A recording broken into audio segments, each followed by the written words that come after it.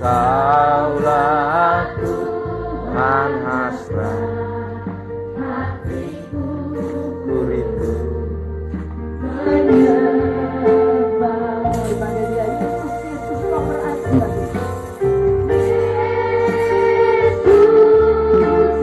Yesus kau berarti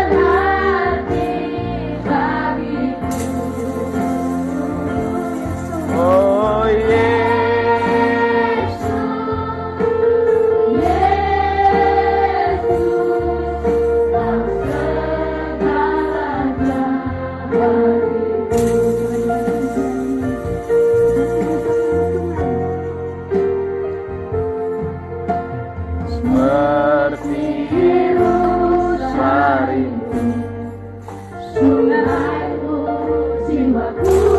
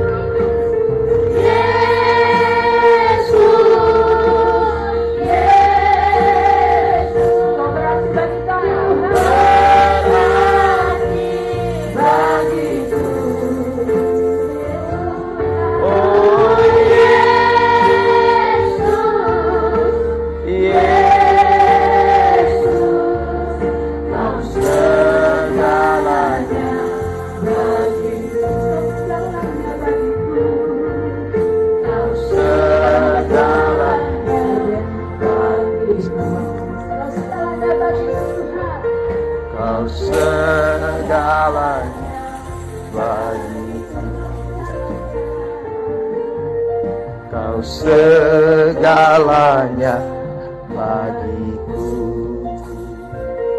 Haleluya. Semua kita boleh siap hati kita dengan sungguh pada malam hari ini. Berkenan Tuhan boleh berbicara, menyatakan kebenarannya buat saudara dan saya yang hadir pada malam hari ini. Sekali lagi refrennya kita nyanyikan, saya undang kita semua bangkit berdiri. Yesus, Yesus, kau berarti. Katakan sungguh dari hati kita semua, Yesus, Yesus, kau segalanya. Yesus, mari serukan.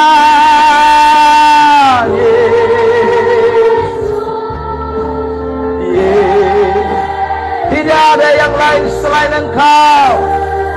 Kau berarti. Haleluya.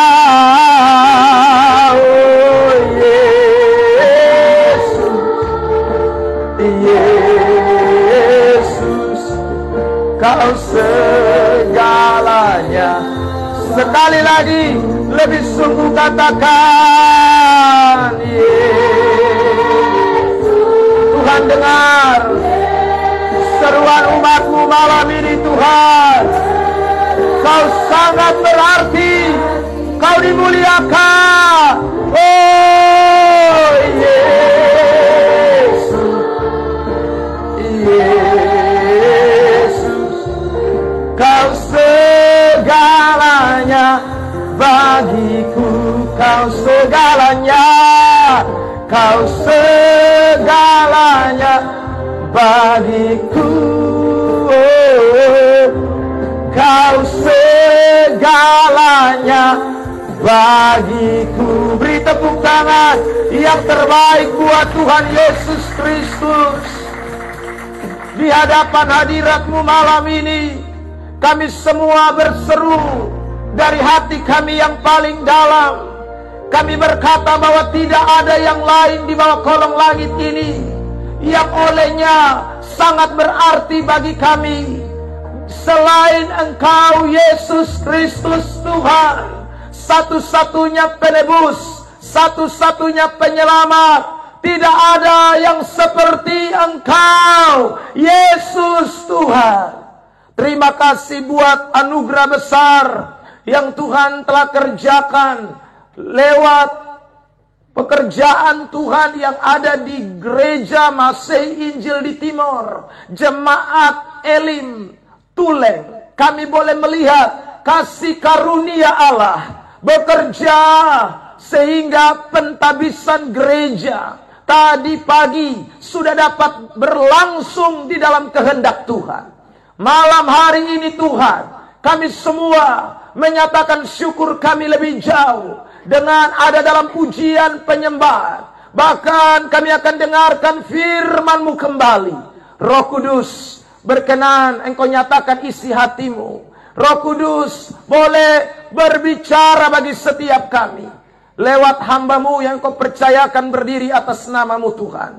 Pakailah setiap kata kalimat yang hamba ucapkan Tuhan. Biarlah apa yang hamba sampaikan pada malam hari ini bukan berasal dari kehendak hamba-Mu, tetapi dari Engkau sendiri ya Bapa. Sehingga kebenaran-kebenaran-Mu yang terseberangkan malam ini dapat memberkati semua umat Tuhan yang hadir di tempat ini Bapa. Bahkan sejauh suara pemberitaan ini terdengar, Bapa, di dalam nama Yesus, kuasai kami sekalian dengan Roh-Mu yang kudus.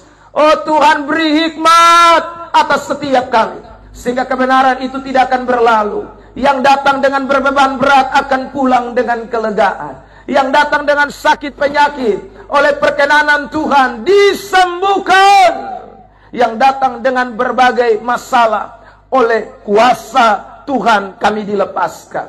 Terima kasih Bapa, kami serahkan jam pemberitaan ini dari awal, pertengahan sampai akhir. Boleh jadi hanya di dalam nama Bapa, Anak dan Roh Kudus. Semua yang siap diberkati malam ini bersama-sama dengan saya katakan amin. Tepuk tangan yang terbaik luar biasa buat Tuhan Yesus. Silakan duduk Bapak Mama, Bapak Saudara. Shalom. Shalom. Senang malam ini bisa ada bersama di tempat ini Ibu Ketua Majelis Jemaat yang saya kasihi dan hormati, dan semua jajaran majelis dan juga jemaat Tuhan yang hadir pada kesempatan malam hari ini. Saya percaya bahwa segala sesuatu terjadi di dalam rancangan dan kehendak Tuhan. Dan karena itu termasuk hari ini persekutuan doa haleluya ada di tempat ini juga atas izin dan kemauan Tuhan. Baik saudara, malam pemberitaan ini saya ingin berbicara dari ayat yang ada di depan kita, yaitu dari Injil Matius pasal yang kelima ayat yang ke-16. Injil Matius pasal yang kelima ayat yang ke-16. Bapak Mama, Bapak Saudara sekalian yang membawa Alkitab, boleh buka dan kita akan membacakan teks ini bersama-sama dalam hitungan yang ketiga. Matius pasal yang kelima ayat yang ke-16. Kalau sudah temukan, boleh katakan haleluya. Baik. 1, 2, 3. Demikianlah hendaknya terangmu bercahaya di depan orang, supaya mereka melihat perbuatanmu yang baik dan memuliakan Bapamu yang di sorga. Yang tidak ikut baca bilang haleluya. Saudara terkasih, tadi bilang haleluya banyak, giliran baca hanya beberapa. Saya ulang, yang sudah temukan katakan haleluya. Oke, kita tes ya. Baca kira-kira ada suara sama seperti tadi haleluya atau tidak. Mari, 1, 2, 3. Demikianlah hendaknya terangmu bercahaya di depan orang, supaya mereka melihat perbuatanmu yang baik dan memuliakan Bapamu yang di sorga. Saudara yang terkasih di dalam Tuhan Yesus Kristus, kalau kita membaca ayat ini, kita menemukan saudara bahwa ada satu tujuan atau visi yang Tuhan mau bagi setiap orang-orang yang percaya kepadanya. Visi itu terlihat jelas mulai dari Injil Matius pasal yang kelima, ayat yang ke-14, 15, 16. Kita temukan saudara yang terkasih di dalam Tuhan, ada satu tujuan, ada satu keinginan besar dalam hati Yesus Kristus ketika dia berkhotbah di bukit dan banyak orang mendengarkan khotbah itu. Dia rindu orang-orang yang mendengar khotbah itu tidak hanya sekedar telinga kiri lalu tembus telinga kanan dengar khotbah. Bukan hanya sekedar saudara dengar lalu tahu lalu tidak melakukan. Tetapi jelas sekali di dalam ayat yang kita baca, Yesus mempunyai satu tujuan. Kalau orang dengar firman Allah, kalau orang dengarkan apa yang Tuhan sampaikan, kalau orang mendengarkan khotbah-khotbah Yesus, maka Yesus berkehendak supaya orang yang mendengarkan itu dapat membawa tujuan Allah, visi Allah, yaitu menjadi garam dan terang dunia, supaya di mana saudara dan saya berada, kita menjadi dampak, kita menjadi orang yang dapat membawa Kristus di tengah-tengah kehidupan kita sekalian. Yang setuju katakan amin. Bilang samping kiri kanan, sudah diterang kok. Lalu bilang, keren gitu ya. Saudara, sudah jadi terang kok, tanya lagi. Saudara yang terkasih di dalam Tuhan, dulu waktu saya belum bertobat, saudara yang terkasih di dalam Tuhan, orang memberikan saya satu gelar. Gelarnya adalah pembalap, saudara. Ya, saya diberi gelar pembalap. Pembalap itu bukan karena saya tahu naik motor lalu kemudian lari kiri kanan. Bukan, saudara. Tetapi pembalap itu adalah singkatan yang artinya pemuda berbadan gelap. Bilang samping kiri kanan, kamu juga pembalap. Kalau dia pemudi berarti pemudi berbadan gelap, saudara. Jadi saudara, saya kalau ke sekolah waktu masih SMA, orang selalu panggil pembalap. Nama dong saya sebut, pembalap, ya saudara. Karena di antara semua siswa di sekolah itu, saya paling hitam merege. Ya. Karena itulah gelar pembalap diberikan kepada saya, yang artinya pemuda berbadan gelap. Saudara yang terkasih, entah saudara menjadi pembalap pemuda berbadan gelap karena memang asli orang Alor, kulitnya sama seperti saya. Kebetulan saya juga orang Alor, saudara. Jadi kita pun kulit itu 11, 12. Ya, saudara. Jadi kita memang orang Alor itu terkenal dengan gelap, terkenal dengan saudara hitam. Tetapi dengar baik-baik, ketika kita menjadi anak Tuhan, kulit boleh gelap, tetapi hidup kita harus jadi terang bagi banyak orang. Amin. Bilang samping kiri kanan, kamu sudah jadi terang. Bilang lagi, itu keren. Ya saudara yang terkasih dalam Tuhan. Jadi kita ini harus jadi terang. Saudara, dan saya baru tahu ketika saya menerima Kristus, ketika saya bertobat, ketika terang Allah itu masuk di dalam hidup saya. Dan benar saudara, saya boleh menjadi terang bukan karena saya dilihat oleh orang berubah kulit. Sebab saudara yang terkasih dalam Tuhan, ada orang bilang kalau mandi susu tiap hari maka kulit bisa berubah jadi terang. Tapi saya sutes mandi susu tetap saudara, lebih baik saya minum susu daripada mandi kasih habis itu susu ya. Saudara yang terkasih dalam Tuhan, mau mandi susu, mau lulur tiap hari, Anda dan saya kalau gelap dari sononya, maka tetap gelap. Tetapi ada satu yang Tuhan bisa kerjakan dalam hidup saudara dan saya. Kulit bisa tidak berubah, tetapi hidup kita, karakter kita, sifat kita akan menunjukkan bahwa kita adalah anak-anak terang. Amin. Saudara yang terkasih dalam Tuhan, makanya satu ketika Yesus berkata dalam Yohanes pasal 15 ayat 8, perhatikan teks ini. Yohanes 15 ayat 8. Saudara, Yesus bilang begini, kalau kamu adalah murid-muridku, maka kamu akan berbuah banyak. Dan saudara dan saya, buahmu itu akan memuliakan Bapa di sorga. Lihat ayat itu, Yohanes 15 ayat 8. Dibacakan buat kita sekali. Dalam hal ini Bapakku dipermuliakan. Dalam hal ini Bapakku dipermuliakan. Yaitu jika kamu berbuah banyak. Jika kita berbuah banyak. Dan dengan demikian. Kamu adalah murid-murid. Kamu adalah murid-muridku. Bilang samping kiri kanan. Murid Tuhan pasti berbuah. Amin. Saudara pernah lihat buah pohon mangga? Pernah lihat buah pohon kelapa? Pernah lihat buah pohon apel? Di mana? Jam akal-akal dan kita lah. Ya saudara. Apel kita tidak lihat ya. Karena itu mangkali hanya ada di Jawa. Kemarin di Kamaifui saya tanya. Di sini dingin, jangan sampai ada apel. Lalu orang Kamaifui bilang, dulu Bapak ada, tapi sekarang sumati semua. Saudara terkasih dalam Tuhan, apel itu kebanyakan ada di Jawa. Tapi saya mau bilang begini, sekarang saya tanya, kira-kira yang makan daripada pohon kelapa itu, saudara, pohon kelapanya yang makan atau orang yang akan makan pohon kelapa? Buah kelapa, buah kelapa. Mangga, kalau kita tanam, saudara terkasih dalam Tuhan, yang makan pohonnya atau mangganya? Orangnya. Orang yang makan mangga atau pohon yang makan mangga? Orang yang makan.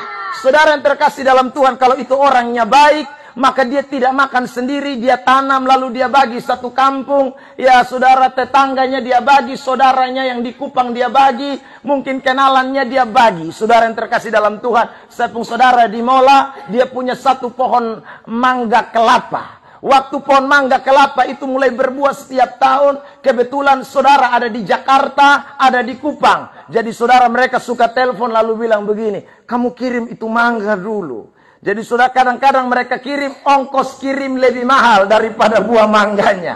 Ya, tetapi mangganya dinikmati bukan hanya di Mola, di Alor, tetapi sampai orang di Kupang, sampai orang di Jakarta menikmati. Kenapa? Karena mangga kelapa, mangga yang luar biasa. Manis rasanya, enak saudara, lalu kemudian besar buahnya. Sehingga orang kepengen makan mangga kelapa. Meskipun sudah di Jakarta, tetap ingat mangga kelapa. Saudara dengar baik-baik, orang Kristen itu menghasilkan buah. Dan yang akan nikmati buah bukan hanya kita sendiri, tetapi orang di sekitar kita akan menikmati buah yang keluar dari dalam hidup saudara. Orang akan melihat Kristus di dalam hidup saudara dan saya. Karena ada buah-buah yang keluar dari dalam hidup kita sekalian.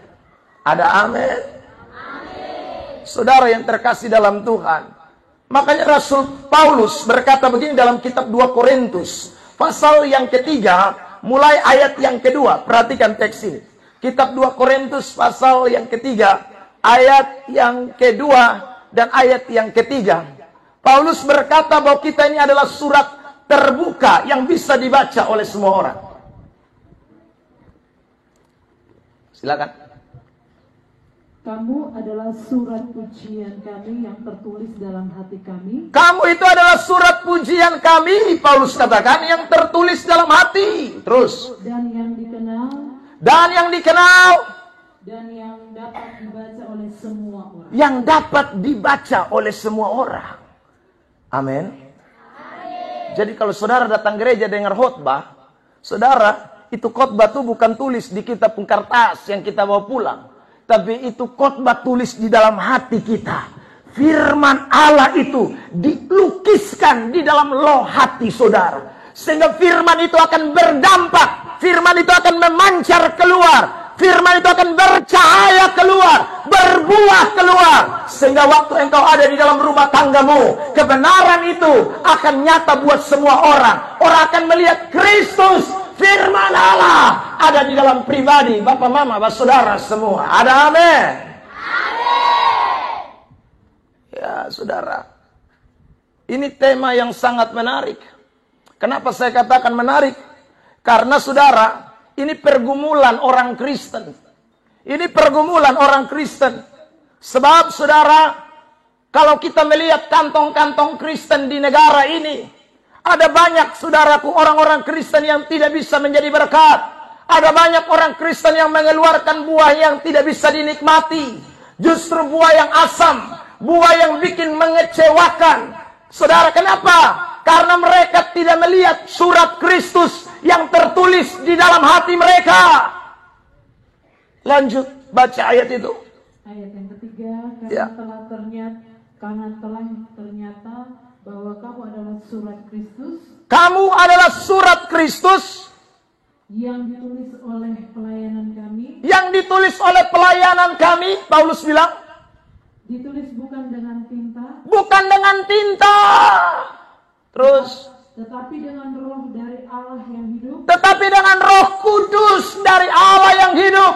Firman itu ditulis di dalam hati kita semua. Amin. Amin. Bilang samping kiri kanan, betul kok. Bilang lagi, betul kok. Bilang lagi, Ibu Pendeta pengkhotbah betul tulis di dalam hati kok. Majelis pengkhotbah ada tulis dalam hati kok.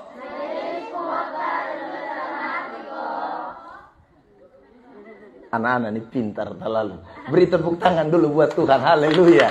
Saudara terkasih dalam Tuhan. Ada orang dengar firman dari telinga kiri tembus telinga kanan. Ada orang dengar firman, saudara terkasih dalam Tuhan, menguap sepanjang khotbah.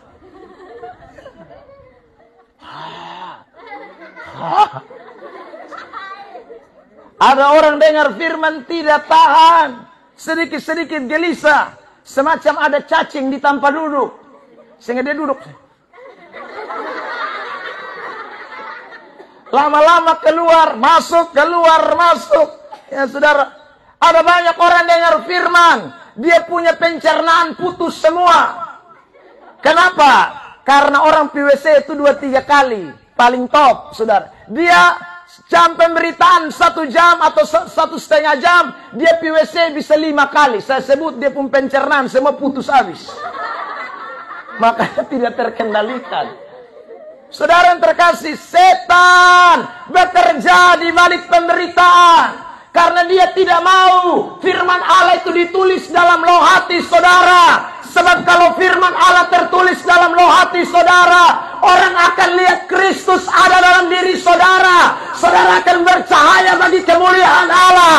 Iblis tidak senang. Amin.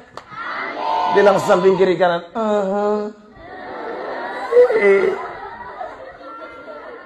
Bilang dia jangan sampai iblis mulai flu. Kalau iblis sudah mulai flu, sebentar lagi kita akan lihat. Satu-satu akan mulai kena penyakit batuk. Batuk itu kepanjangannya adalah bawaannya ngantuk terus. Tanya dia, lu kok? Ya, bilang bukan. Amin. Amin. Saya dan saudara rindu firman Allah diukir di dalam loh hati kita. Ada amin? Ada amin? Bilang samping kiri kanan senggol dong. Tepuk tangan yang terbaik buat Tuhan Yesus Kristus. Haleluya, haleluya. Saudara yang terkasih di dalam Tuhan, Tuhan luar biasa buat saudara dan saya. Dia rindu pakai kita semua menjadi alatnya. Dia rindu pakai jemaat Elim untuk saudara bercahaya di tengah-tengah dunia ini. Hidup kita memancarkan terang Kristus sehingga banyak orang datang dan memuliakan Tuhan. Setiap lidah akan mengaku, setiap lutut akan bertelur, mengatakan bahwa Yesus Tuhan adalah Allah, Raja di atas segala raja. Tidak ada yang lain. Lewat siapa? Lewat jemaat Gemit Elim yang ada di Tulen. Amin. Bilang samping kiri kanan, kamu harus jadi berkat. Haleluya. Amin. Saudara yang terkasih di dalam Tuhan Yesus Kristus. Karena itu, ada satu perikop di dalam Alkitab yang bicara khusus tentang bagaimana menjadi anak-anak terang. Ya, malam ini kita akan lihat Efesus pasal yang kelima, ayat yang pertama sampai dengan ayat yang ke-21. Ini ayat yang berbicara khusus bagaimana saudara dan saya hidup seperti tema ini, bercahaya, menjadi anak-anak terang, sehingga hidup kita memuliakan Allah, sehingga hidup kita boleh memancarkan Kristus. Nah, ini kita akan belajar sama-sama dari Efesus pasal yang kelima, ayat yang pertama sampai dengan ayat yang ke-21. Nah, saudara, panjang, karena itu saya mau beri dulu sedikit kisi-kisinya atau bocorannya ya saudara. Efesus pasal 5 itu terdiri dari dua bagian. Bagian yang pertama, Rasul Paulus berbicara tentang ciri-ciri atau saudara sikap-sikap sebagai anak-anak terang. Bercahaya seperti terang itu seperti apa? Paulus sampaikan di dalam teks Efesus 5 ini ayat 1 sampai dengan ayat yang ke-13. Jadi saudara, mulai ayat 1 sampai 13 itu Paulus korek tentang bagaimana kita menjadi anak-anak terang. Bagaimana kita bercahaya, bagaimana kita berbuah di tengah-tengah dunia yang gelap, di tengah-tengah dunia yang penuh dengan kejahatan. Saudara yang dikasih oleh Tuhan, ayat-ayat itu menceritakan semua. Nah, bagian yang kedua, ayat yang ke-14 sampai dengan ayat yang ke-20, Paulus berbicara tentang saudara bagaimana kita bisa berbuah, bagaimana kita bisa mempunyai ciri anak-anak terang. Jadi saya ulang. Yang pertama dia tunjukkan ciri-ciri anak-anak terang. Lalu yang kedua dia kasih tahu cara bagaimana. Saya senang belajar Alkitab Bapak Mama Saudara. Kenapa? Karena Alkitab itu luar biasa. Alkitab itu tidak hanya kasih tahu kita, oh hidup tuh harus begini. Saudara yang terkasih. Tapi dia memberikan solusi. Dia memberikan cara bagaimana kita bisa hidup seperti ini. Itu Alkitab nyatakan kepada kita sekalian.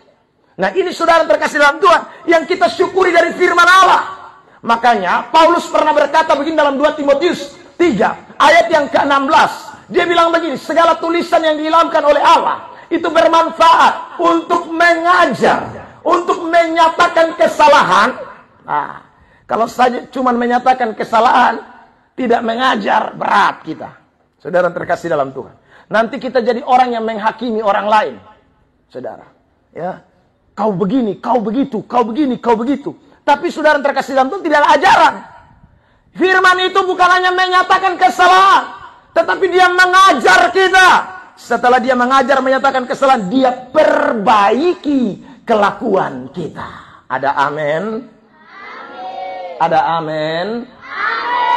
Bilang samping kiri kanan, firman Tuhan luar biasa. Saudara yang terkasih, saudara mau cari ilmu di mana di dunia ini yang sama kayak Alkitab. Dia ajar, dia nyatakan kesalahan, lalu dia perbaiki kelakuan kita. Setelah itu yang keempat, dia mendidik kita dalam segala kebenaran. Itu firman Allah. Saudara yang terkasih, sehingga kita dari hari ke hari bisa diperlengkapi oleh Tuhan. Jadi semakin orang dengar firman, semakin dia pasang telinganya untuk kebenaran, dia pasti akan menjadi orang yang lebih baik dari hari ke hari. Bukan karena usaha kita, bukan karena kerja kita, tetapi karena kerja firman yang saudara dan saya terima, yang saudara dan saya responi, itu yang membuat kita bisa bercahaya, bisa menjadi terang di tengah-tengah dunia ini. Beri tepuk tangan yang terbaik buat Tuhan Yesus Kristus. Nah, sekarang kita lihat Efesus 5 ayat yang pertama sampai dengan ayat yang ketiga terlebih dahulu. Silakan dibacakan. Sebab itu jadilah penurut-penurut Allah, Ya, seperti anak-anak yang kekasih. Dan hiduplah di dalam kasih, sebagaimana Kristus Yesus juga telah mengasihi kamu dan telah menyerahkan dirinya untuk kita sebagai persembahan dan korban yang harum bagi Allah. 3. Tetapi percabulan dan Sudah sampai situ dulu. Jadi saudara terkasih dalam Tuhan, ayat 1 dan ayat 2 mengatakan dengan jelas bahwa sebagai anak-anak penurut Allah, perikopnya hidup anak-anak terang. Paulus berkata, hiduplah di dalam kasih. Kasih itu adalah ciri yang pertama dari orang yang disebut dengan anak terang. Jadi kalau saudara mau bercahaya dan memuliakan Bapa di sorga dengan perbuatan-perbuatan saudara dan saya, seperti Matius 5 ayat 16, maka yang pertama, saudara dan saya harus hidup di dalam kasih. Tanpa kasih, maka kita tidak mungkin bisa memancarkan kasih. Karena saudara yang terkasih dalam Tuhan, terang itu yang datang dalam hidup saudara dan saya, itu adalah terang Kristus. Dan di dalam terang Kristus itu ada kasih Allah yang begitu besar, yang diberikan kepada saudara dan saya yang percaya kepadanya. Kasih itulah yang membuat saudara dan saya bisa tampil menjadi anak-anak terang, bercahaya di tengah-tengah dunia lewat kasih yang Tuhan taruh di dalam hidup kita sekalian. Ada amin. Makanya saudara, 1 Yohanes pasal 4 ayat yang ke-10 mengatakan, bukan kamu yang mengasihi aku lebih dulu, tetapi aku yang lebih dulu mengasihi kamu. Saudara terkasih dalam Tuhan, jadi kalau kita bisa mengasihi, itu bukan karena kita yang bisa, tetapi karena Tuhan Yesus Kristus yang lebih dulu sudah mengasihi saudara dan saya. Dengan cara bagaimana Dia telah datang ke dalam dunia ini, lahir di kandang yang hina, makanya kita bisa merayakan Natal. Setelah itu saudara, Dia melayani selama kurang lebih 33,5 tahun. Dia ada di muka bumi ini sampai Dia digantung di kayu salib, mati buat kita sekalian, bangkit buat kita sekalian. Saudara, untuk apa? Supaya saudara dan saya beroleh hidup yang kekal. Dan di dalam hidup yang kekal itu ada kasih Allah yang dicurahkan di dalam hati kita sekalian. Amin. Amin. Saudara, tapi mari dengar baik. Ada berapa banyak orang Kristen yang tidak hidup di dalam kasih? Kasih itu simpel, ada 2, saudara. Yang pertama adalah kasihilah Tuhan Allahmu dengan segenap hatimu. Ada amin? Amin. Tanya samping kiri kanan, kamu sudah mengasihi Tuhan? Sekali lagi, kamu sudah mengasihi Tuhan? Saudara lihat Matius 22 ayat 37 dan 38 ya. Saudara, kita mengasihi Tuhan itu perintah yang pertama. Jadi kalau kita belum mengasihi Tuhan, jangan omong mengasihi sesama. Mengasihi Tuhan itu lebih penting dulu.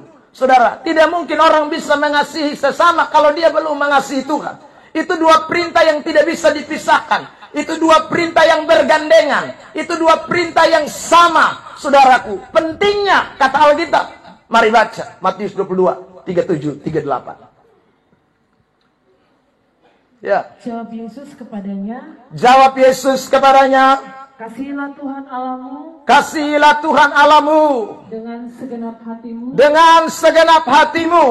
Dan dengan segenap jiwamu. Dengan segenap jiwamu. Dan dengan segenap akal budimu. Dengan segenap akal budimu. Terus. Itulah hukum yang terutama dan yang pertama. Itu yang terutama dan yang pertama.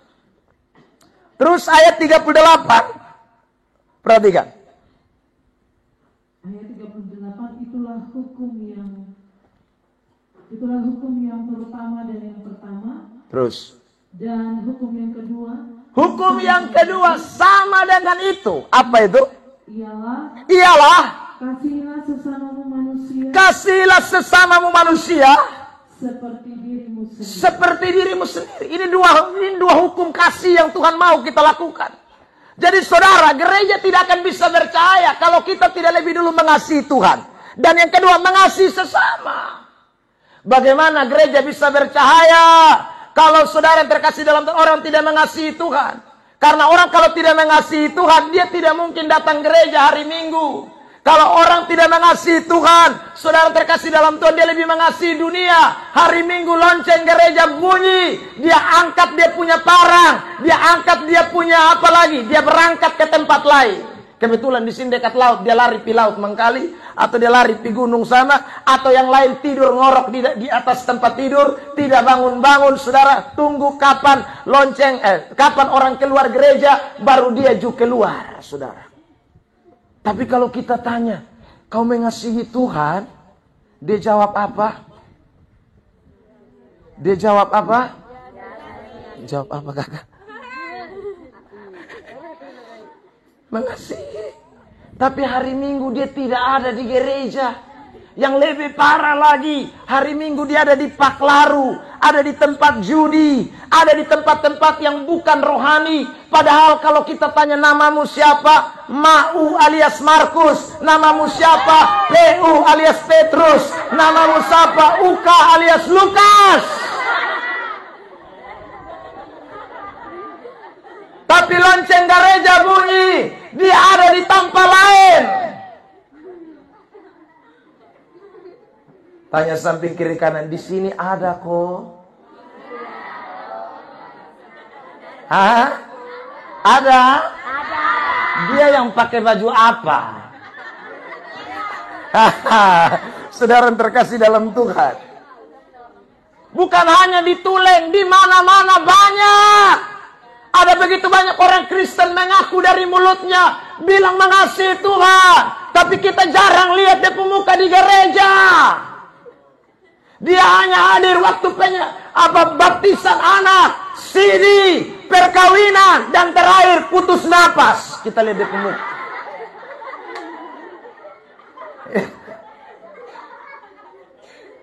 Saudara yang terkasih, tapi kalau kita tanya bilang mengasihi Tuhan, mengasihi Tuhan. Itu Kristen yang tidak mengasihi Tuhan. Kalau Anda malas gereja, surat apa yang mau terbuka di luar sana? Buah apa yang mau keluar di luar sana? Saudara, saya percaya buahnya asal. Saya percaya buahnya tidak bisa dinikmati orang-orang lain. Saudara yang terkasih, sebagian bapak-bapak, dia tidak tahu pergi gereja, tetapi dia setiap minggu dia kasih tahu, Mama, cepat bangun, saya dengar nih lonceng kedua. Habis imam tua tanya, habis bapak tidak pi? Hai kau jangan tanya saya lah.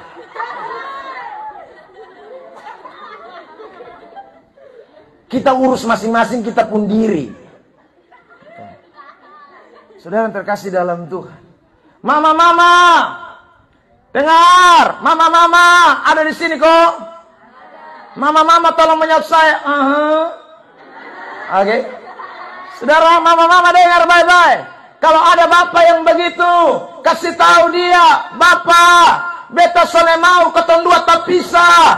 Karena kalau lu mati di luar Tuhan, pasti lu masuk neraka. Beta ada di sorga. Karena itu Bapak, sebelum lu putus napas, kasih Tuhan, bangun cepat, dan kita dua gandeng tangan masuk gereja untuk memuji, memuliakan Tuhan. Amin.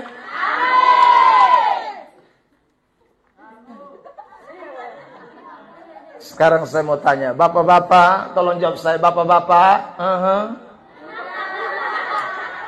Saudara terkasih dalam Tuhan. Banyak bapak-bapak rajin gereja loh. Banyak. Saudara. Ada mama-mama juga malas gereja. Bapak sudah bangun untuk siap-siap pergi ibadah. Saudara, mama tua masih batas sibuk. Sebentar goreng pisang, kopi. Saudara, urus anak dan lain sebagainya. Bapak bilang, cepat mama, lonceng suke 2. Mama tua bilang, Tuhan jutawan.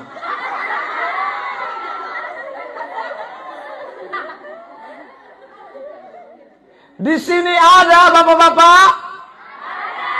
Bapak-bapak yang jawab, mama jangan ikut jawab. Bapak-bapak di sini ada?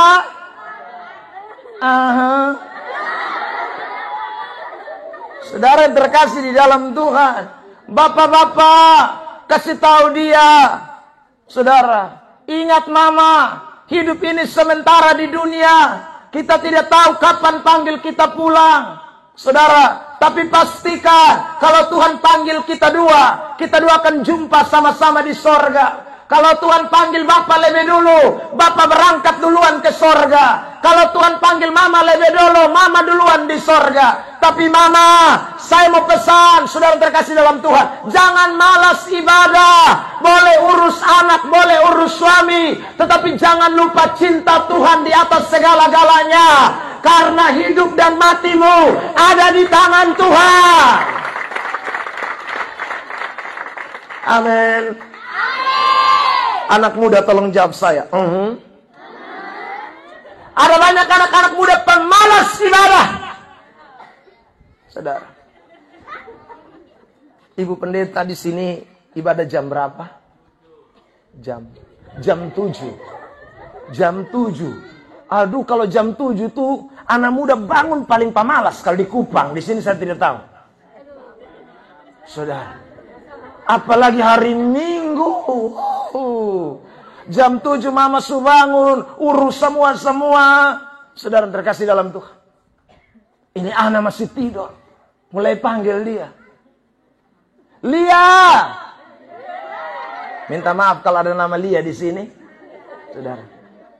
Lia, bangun sudah.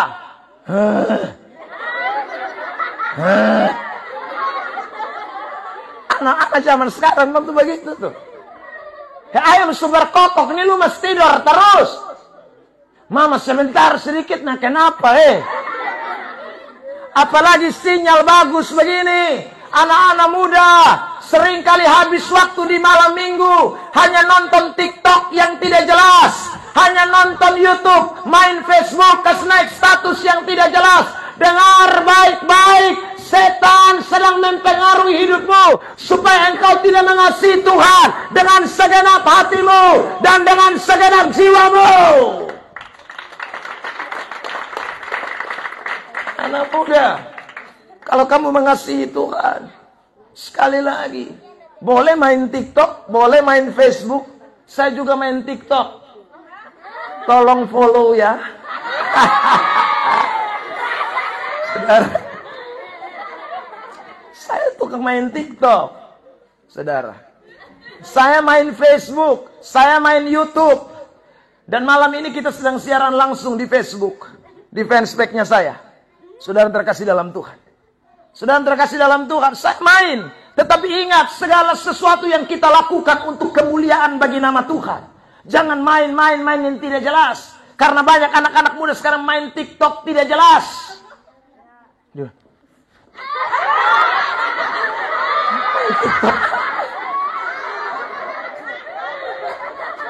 Ada yang rubah muka sebentar jadi kucing, jadi monyet, jadi babi. Tidak jelas. Lu punya muka cantik-cantik, lu mau rubah jadi kiri kanan. Terkasih dalam Tuhan, orang main boleh, tetapi main untuk kemuliaan bagi nama Tuhan.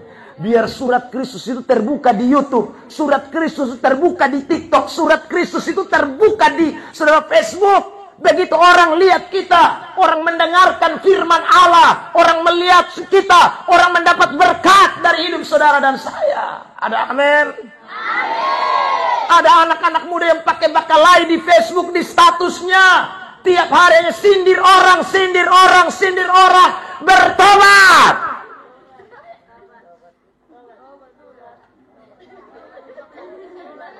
Di sini banyak.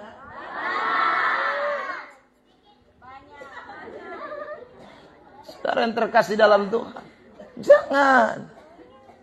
Semua Tuhan beri untuk kita pakai untuk kemuliaan bagi nama Tuhan. Makanya saudara, pada malam ini saya ingin pesan buat kita, kasihi Tuhan Allahmu dengan segenap hati, dengan segenap jiwa. Beri tepuk tangan dulu yang terbaik buat Tuhan Yesus Kristus. Itu ciri loh, itu tanda bahwa kita ini dikatakan itu anak-anak terang itu yang bercahaya untuk memuliakan Tuhan. Jangan omong memuliakan Tuhan kalau kasih kita kepada Tuhan masih terlalu tipis.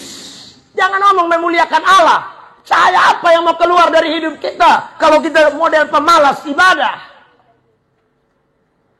Saudara, tidak ada cahaya yang bisa keluar dari hidup orang-orang yang tidak beribadah kepada Tuhan. Saudara yang terkasih, ingat, ciri yang kedua masih bicara soal kasih-kasih kepada sesama.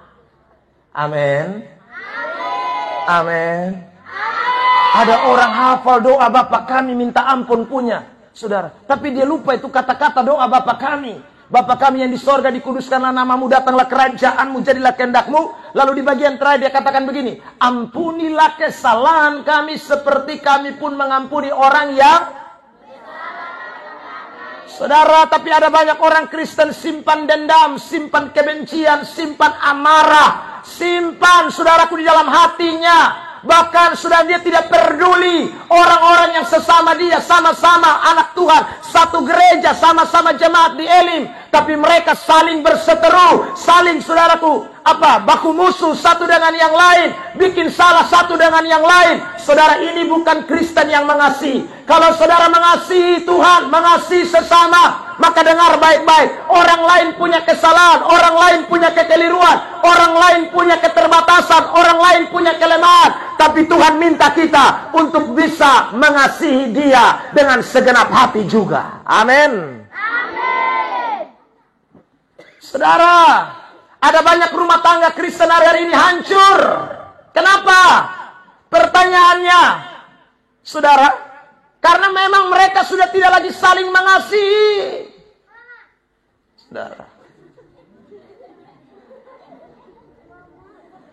Saudara terkasih dalam Tuhan, saya temukan banyak kasus. Pernah saudara ada orang usia 80 tahun, tua atau muda? Ibu-ibu umur 80 tahun datang ke rumah saya. Saudara, datang, saya pas lagi KKR waktu itu di TTS di Bena. Istri sendiri. Lalu saudara yang terkasih dalam Tuhan, mama tua bilang begini, Bapak pendeta ada. Lalu saudara yang terkasih, istri saya bilang, ada PKKR, ada pelayanan. Mama perlu apa? Istri saya tanya. Lalu mama tua bilang begini, saya tidak mau omong dengan mama, saya hanya mau omong dengan bapak saja. Nah, saya pun istri curiga. Hai, kau mama-mama datang hanya cari bapak. Saya tanya, kau tidak omong. Saudara, istri saya foto dia lalu kirim ke saya. Istri saya tulis di bawah, tanya, bapak kenal orang ini? Saya lihat mama tua pemuka. Saya jawab, saya tidak kenal dia. Lalu saudara, istri saya balas lagi, tapi dia datang cari bapak. Cari bapak. Saudara terkasih dalam Tuhan, saya balas lagi sama istri saya. Coba mama tanya, dia keperluan apa cari bapak? Istri saya berusaha korek. Mama, kira-kira perlu apa dengan Bapak Pendeta? Saudara. Tapi mama tua, Sone mau jawab. Ini rahasia katanya. Istri saya tambah curiga. Ada apa-apaan ini? Kayaknya bapak sudah mulai jatuh cinta kepada oma-oma. Saudara terkasih dalam Tuhan. Lalu saudara, istri saya lalu ngomong lagi, lalu chat lagi saya saudara. Lah, bapak tapi dia tidak mau. Saya sudah tanya, dia bilang rahasia. Ada apa antara kalian berdua? Saudara, saya lalu bilang begini, tenanglah kini hatimu. Ya saudara, ya, saudara, saya pulang baru saya jelaskanlah. Pokoknya kalau dia tidak mau omong sudah, mama tenang, saya sampai beta pulang. Saudara, saya pulang tahu saja namanya kaum Hawa. Istri saya ada di sini, saudara terkasih dalam Tuhan. Ya, istri saya buka pintu tapi saya bilang, mama, sayang, kenapa nih? Oma-oma bisa menghancurkan rumah tangga kita. Saudara terkasih dalam Tuhan. Saya bilang begini, sudah ma, pokoknya tenang, pasti besok dia kembali. Dan betul, saudara, besok dia kembali, oma ini kembali. Begitu oma ini kembali masuk, saudara, dalam rumah langsung menangis oma. Langsung menangis sejadi-jadinya. Istri saya semakin bilang, kenapa kok dia tambah menangis ini? Ya saudara. Saya bilang, Mama sabar, tenang. Ya tenang. Ya saudara. Setelah menangis saya bilang, Mama cerita Rasul, apa yang Mama mau sampaikan?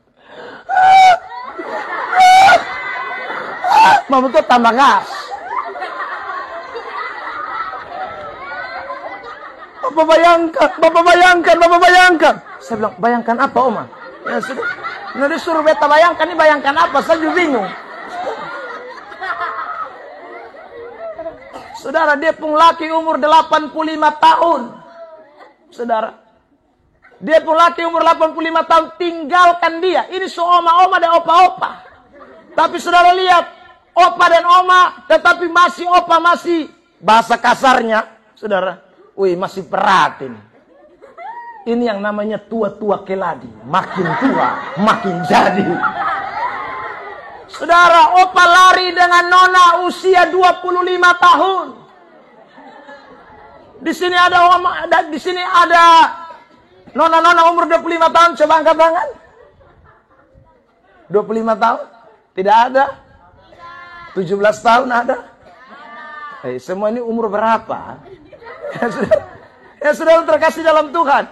Umur 25 tahun itu masih terlalu muda. Opa 85. Saudara, opa kunyah bubur sesusun sanggup. Tapi saudara lihat, opa masih jatuh cinta. Saudara terkasih. Sekarang mama ini bingung, oma ini bingung. Karena anak laki-lakinya nomor 3 mau menikah. Tapi pergi panggil bapak tua tidak mau pulang. Karena lagi dinina bobokan oleh nona umur 25 tahun. Saudara yang terkasih dalam Tuhan. Sederhana, kasih mulai dingin. Kalau kasih mulai dingin, tidak ada rumah tangga yang bertahan. Perceraian akan terjadi. Persinahan akan terjadi. Kalau kasih tidak ada dalam hidup orang Kristen. Saudara yang terkasih dalam Tuhan. Saya bilang, Oma, saya mau omong apa saja bingung. Umur 80. Bapak 85. Saya bilang kita berdoa dan serahkan sama Tuhan. Semoga hatinya dijamah oleh Tuhan sehingga dia berbalik. Saudara, ada begitu banyak orang Kristen yang kasih di dalam rumah tangganya mulai dingin. Suami sudah tidak lagi mengasihi istri. Jangan omong mengasihi orang di luar. Kalau istri dan suami sudah tidak saling mengasihi, mau bagaimana? Saudara, ada begitu banyak anak-anak yang hari-hari ini juga tidak bisa betah di rumah. Kenapa? Karena di dalam rumah sudah tidak ada kasih lagi. Sudah tidak ada cinta lagi di dalam rumah.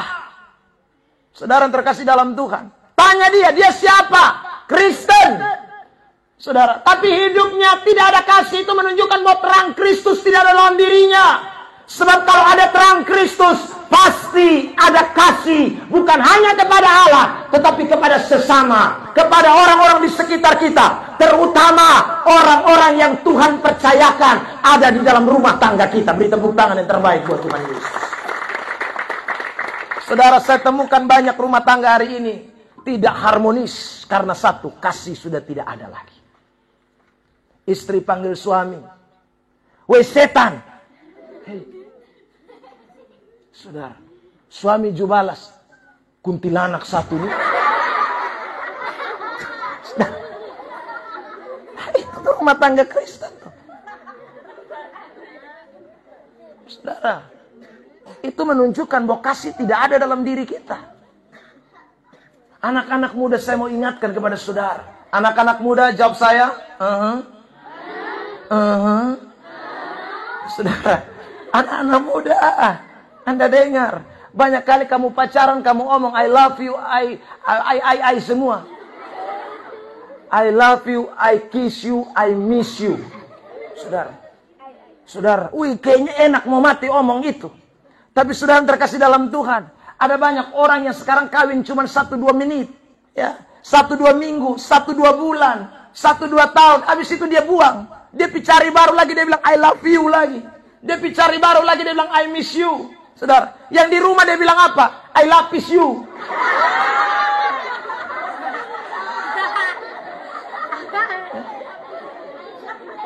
Dia I miss di luar, di dalam dia I love you. Saudara yang terkasih dalam Tuhan, itu membuktikan bahwa cintamu sudah mulai pudar. Saudara, ada banyak orang yang rumah tangganya hancur. Kita tanya, kenapa kamu tidak lagi mengasihi istrimu? Bapak, bayangkan. Dulu waktu kotong dua nikah tuh dia berat 27. Sekarang 72. Saudara, orang ada yang begitu gampang sekali. Saudara, itu tandanya Pak, bapak-bapak dengar saya, itu tandanya Anda luar biasa, suami yang luar biasa, istri diberkati. Amin. Dari 27 naik 72, itu bukan main gila. Itu karena Lukas makan tiap hari bergizi dan luar biasa. Beri tepuk tangan yang terbaik buat Tuhan. Saudara terkasih di dalam Tuhan Yesus Kristus. Karena itu dengar baik-baik pada malam hari ini. Gampang sebenarnya. Kalau kita mau jadi orang Kristen yang bercahaya, kasih itu tidak boleh pudar dari dalam hidup kita. Kalau ada kasih, yang pertama kasih kepada Tuhan. Yang kedua, kasih kepada sesama. Mulai bangun itu, waduh, orang akan lihat ada begitu luar biasa Kristus di dalam diri kita. Tetangga akan heran. Karena tiap hari mereka lihat kita, saudara, hidup bahagia, hidup sukacita, hidup senang di hadapan hadirat Tuhan. Mereka akan tanya, resepnya apa? Saudara, saya menikah 2004.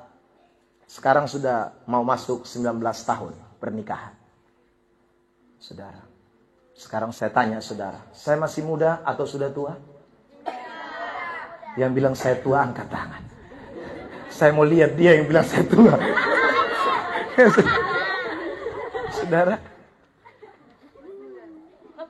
amin. Saya kalau jalan sendiri sini orang pikir masih nyong. Saudara, resepnya sederhana. Sukacita setiap hari. Ada amin? Sukacita setiap hari. Jangan kita nikah, kita nyanyi lagu mantap punya. Masuk pinang di trotoar.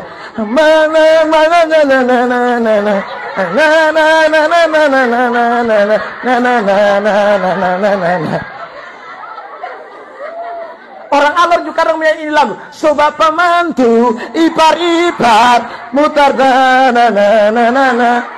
Makanya dia pun hidup bata putar kiri kanan. Karena waktu nikah nyanyi lagu itu.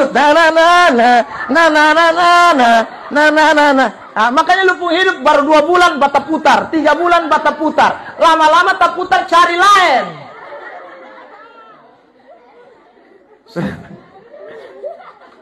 Kemarin saya bicara di Kamaifui, saya bilang, yang belum nikah dong, nikah cepat. Ada yang bilang, Bapak mau tunggu pesta dulu. Pesta itu belakangan, nikah lebih dulu. Alkitab bilang diberkati baru beranak cucu. Amin. Tanya, anak su berapa? 6 Bapak. Hai 6 belum nikah.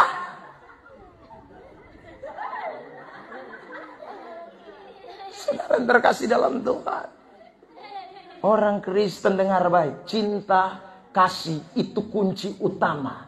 Kalau ada kasih dalam hidup saudara, Kristus dimuliakan. Orang akan lihat Kristus ada di dalam diri saudara dan saya. Tepuk tangan yang terbaik buat Tuhan Yesus Kristus. Saudara yang terkasih dalam Tuhan. Makanya ini penting buat kita semua. Waktu saya nikah 2004, saudara saya masuk minta sendiri. Karena saya nikah di Jawa. Ya, masuk minta sendiri. Orang tua tanya, hai lu orang tua di mana? Di Kupang, jauh. Ya sudah. Minta maaf, saya bukan tidak menghormati. Saya menghormati. Tetapi persoalan orang tua jauh. Tapi kami dua subaku suka. Jadi ini nih, saya datang ini mau masuk. Minta bapakku anak. Kau berani sekali. Sambil putar kumis. Ya sudah. Lalu saya bilang, Bapak saya tidak berani. Tetapi demi kebenaran Tuhan saya datang. Ya toh saudara. Saya bilang begitu. Kebenaran apa? Iya Bapak, kalau seorang laki-laki mau dengan seorang wanita, maka satu cara yang pertama harus menikah lebih duluan. Saudara, saya bilang begitu. Tidak bisa. Ya, saudara. Saya bilang kalau tidak bisa tidak apa-apa, saya pulang. Selesai toh. Kok saya pulang, nah kenapa? Ya, saya pulang tapi saya dalam hati, ini lu rugi, alor. Ya, ya saudara. Kurang ada orang dalam hati begitu, tapi satu juga beta ada doa dalam hati. Tuhan, jama depuati kok diterima beta. Saudara terkasih dalam Tuhan. Nah, saya kan tidak ada keluarga di Jawa, saudara. Jadi saudara terkasih dalam Tuhan, saya keluar dari rumah orang tua istri saya waktu itu 2004. Saya keliling kota Surabaya, saudara. Tidur di rumah sakit Dr. Sutomo, saudara. Mau tidur di mana? Uang di sana ada, nah. Ya, saudara. Jadi saya tidur, bangun pagi, saya pergi lagi ke rumah istri saya, saudara. Calon saya waktu itu. Laki-laki itu mesti berani. Datang lagi.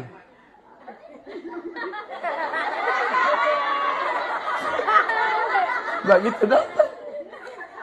Betul. Ngapain kamu kesini lagi? Pak, saya mau datang seperti kemarin, Pak. Berangkat kamu? Saya tidak berangkat, saya duduk di teras nyantai-nyantai. Ya sudah. Santai saya. Ya sudah. Ya toh, kapan hatinya lunak? Sudah terkasih dalam Tuhan. Lalu orang tua, mertua saya itu kemudian bilang begini. Kamu sungguh-sungguh mau dengan anak saya? Kamu kerja apa? Saya melayani Tuhan, Pak. Itu, melayani Tuhan. Kamu kasih makan apa? Kasih makan nasi, Pak. Ya, kasih makan apa? Tidak mungkin batu. Kasih makan nasi. Saudara terkasih dalam Tuhan. Ya, ngomong singkat-singkat. Saudara terkasih dalam Tuhan. Woi, lama-lama dia pun orang tua juga pikir panjang, ya saudara. Ini laki-laki ini kayaknya bertanggung jawab ini ya, saudara. Ya, lalu bilang, kalau begitu sudah, kasih tahu orang tuamu ya di Kupang sana, suruh mereka datang. Ya, saya bilang kita tetapkan dulu tanggal. Hah, enak aja. Loh, saya paksa harus tetapkan tanggal pernikahan. Karena saya bilang begini, kalau mereka datang tidak jadi nanti kasihan uang kapal sampai di Surabaya ini bukan main gila waktu itu 2004. Ya sudah. Aduh, jadi saya bilang tetapkan tanggal memang supaya dong datang itu langsung nikah, langsung selesai. Loh, bagaimana dengan pakaian pengantin? Aman. Ya. Bagaimana dengan gereja? Aman. Aman saja. Padahal beta juga dukdak ini karmana ini. Ya sudah. Ya. Tapi memang sudah nekat, saudara. Cinta tuh mesti berani berkorban. Amin. Ya, toh saudara terkasih dalam Tuhan. Dan singkat cerita, Bapak tua saya paksa untuk tetapkan tanggal 29 Juli 2004, saudara. Saya bilang, ya pas itu. Saya telepon Kupang, saudara. Lalu mereka datang. Itu bapak mama saya juga tanya, bagaimana? Aman, pokoknya pas datang itu langsung masuk gereja, pemberkatan, pulang Kupang, selesai. Saudara yang terkasih dalam Tuhan. Tidak pakai panjang-panjang. Tanya, pesta karmana? Tidak ada pesta-pesta. Saudara. Makan kue di gereja, minum kopi, teh, pulang semua. Selesai. Saudara yang terkasih dalam Tuhan. Kenapa? Ada banyak orang sekarang pesta. Saudara dengar baik-baik.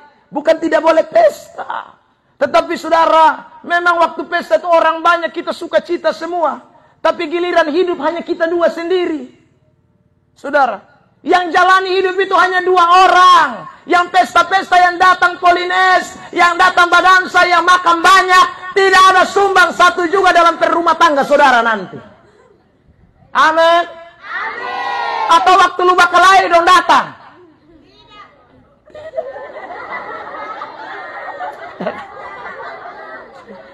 Paling dong omong dari jauh, dong bakal lahir. Paling begitu. Saudara yang terkasih dalam Tuhan. Tapi saya mau bilang sama saudara, kalau kasih ada dalam hidup saudara, sampai kapanpun tidak ada satupun yang dapat memisahkan kita. Amin. Cinta itu menjadi penting, kasih itu menjadi penting. Di dalam gereja pun demikian saudara. Kalau majelis dengan majelis yang lain tidak saling mengasihi, kalau saudara jemaat yang lain dengan yang lain tidak saling mengasihi, gereja hancur saudara. Gereja tidak bisa kuat, gereja tidak bisa bertahan. Bayangkan satu majelis mau dia punya, dua majelis mau dia punya. Saudara terkasih dalam Tuhan, mau baku temu di mana? Tidak akan baku ketemu. Tetapi saudara ingat baik-baik, Rasul Paulus pernah berkata dalam surat Filipi pasal yang kedua, dia katakan begini mulai ayat 1, aku menasehati kepada kamu supaya kamu sehati sepikir, satu tujuan, satu saudara arah, satu pikiran, satu perasaan di dalam Kristus Yesus Tuhan. Amin. Saudara, gereja akan hancur. Orang akan keluar kemana dia cari, dia punya keinginan diri sendiri. Karena tidak ada kasih di dalam gereja. Karena orang mulai mementingkan egonya. Orang mementingkan dirinya di atas segala-galanya. Dengar baik-baik jemaat Elim. Mari hidup dalam kasih Kristus. Karena hanya dengan kasih Kristus kita ada dalam kesatuan. Amin. Bilang samping kiri kanan, kasih mempersatukan perbedaan. Ya, saudara terkasih dalam Tuhan, saudara lihat sekarang aneh-aneh di Amerika, di Eropa sana. Laki-laki kawin dengan laki-laki, perempuan kawin dengan perempuan. Karena mereka tidak mau ada perbedaan. Karena kalau ada perbedaan nanti bakal lain, nanti cekcok, nanti tidak nyaman, nanti berselisih. Saudara terkasih dalam Tuhan, kalau Anda menghindar dari perselisihan, ingat baik-baik, tidak akan pernah bisa. Tapi kasih mempersatukan perbedaan. Perselisihan akan diselesaikan kalau ada kasih. Beri tepuk tangan yang terbaik buat Tuhan Yesus. Saya bayangkan laki-laki yang menikah dengan laki-laki. Itu waktu Pak Pendeta bilang, berikan ciuman pertama kepada pasangan. Itu kumis dengan kumis baku kena. Saudara, itu apa tuh?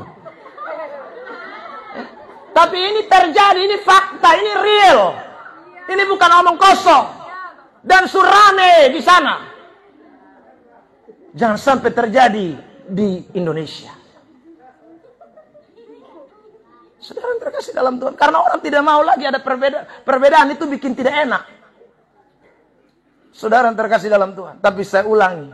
Kasih itu mempersatukan segala-galanya. Makanya kalau terang Kristus ada dalam hidup saudara dan saya, pasti ada kasih. Amin. Amin. Bilang samping kiri kanan, aku mengasihimu. Dengan kasih Kristus. Kalau ada kasih Kristus, kita tidak akan simpan dendam di hati. Amin. Kita tidak akan simpan kepahitan di hati. Saudara terkasih dalam Tuhan. Ya, saya suka bilang begini, banyak orang Kristen jadi suanggi rohani. Saudara. Suanggi rohani itu bagaimana? Hari Minggu dia suruh bungkus, dia pun nasar, baru dia mulai doa jahat. Tuhan tolong, itu tuh Minggus dan dia pun bini.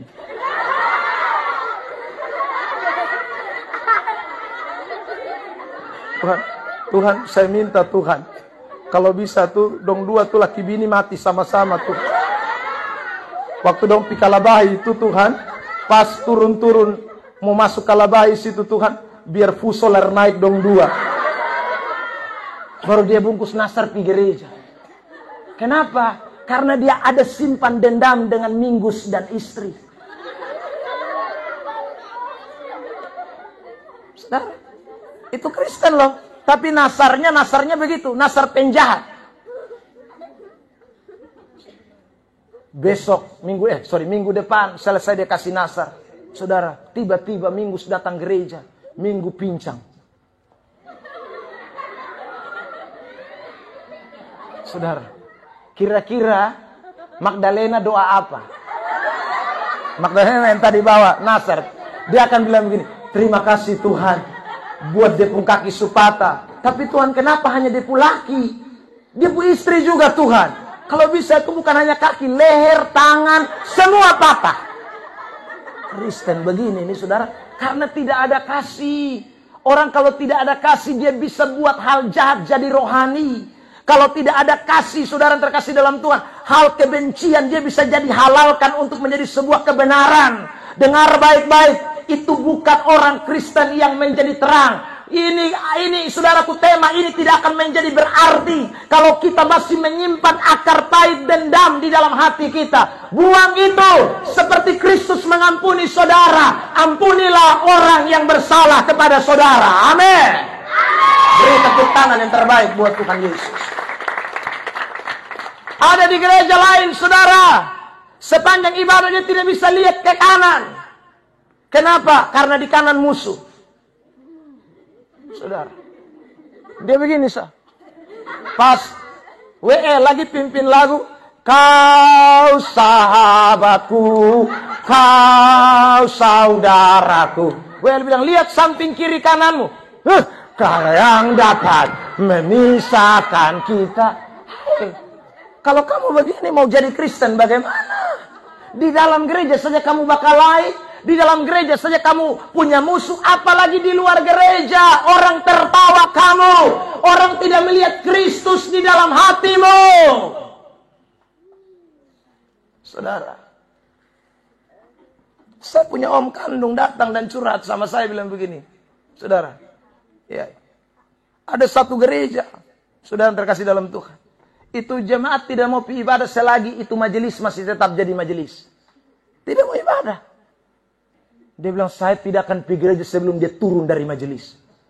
Karena waktu dia duduk di depan itu, saya mau lihat di mana. Saya lihat dia muka itu.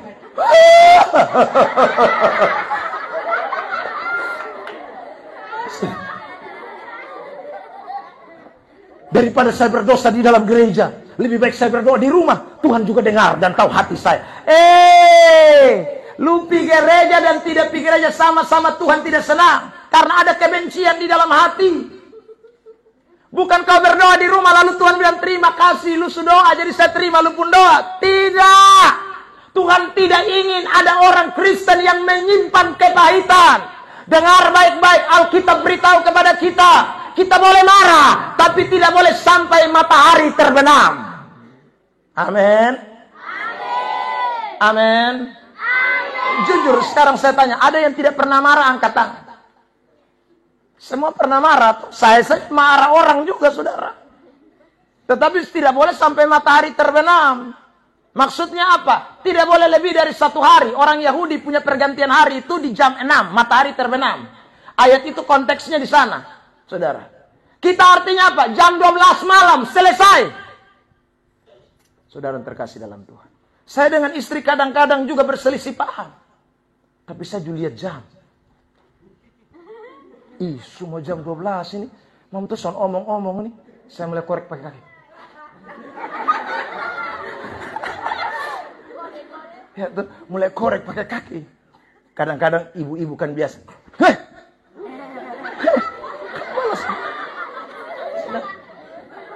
Tapi kita harus memaafkan. Tidak boleh sampai pagi, saudara. Sebab kalau sampai pagi mam tuh tidak kopi dan teh. Ya saudara, marah lanjut terus. Saudara terkasih dalam Tuhan, itu bahaya. Kita mau pergi mana-mana, tidak tenang. Kita bisa lari naik segala macam. Karena apa? Hati tidak beres. Hati belum beres, saudara. Makanya orang Kristen tidak boleh ada kebencian. Saudara, kalau Anda marah benci dengan orang, makan tidak enak. Tidur tidak nyenyak. Begitu makan, buka tudung saji, lihat dia muka di nasi. Ya karena benci. Nafsu makan tidak ada. Kenapa minggu semua muka ada di sini? Saudara terkasih dalam. Kita tidur, kita mimpi hanya minggus. Ya saudara. Kenapa? Karena ada kebencian di dalam hati. Karena itu orang Kristen, dengar baik-baik. Kasih itu penting. Kasih itu mengalahkan segalanya. Amin. Amin. Sentuh samping kiri kanan bilang, senggol dong. Tepuk tangan yang terbaik buat Tuhan Yesus Kristus. Karena saya lihat ada yang, begini, jadi saya suruh senggol. Saudara terkasih dalam Tuhan.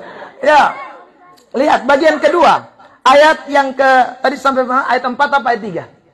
Ayat 3, silakan baca. Ayat 3, perhatikan. Efesus 5. Terjadi pergantian pembacaan ayat sehingga pemain baru melupakan ayatnya. Mari kembali ke lapangan.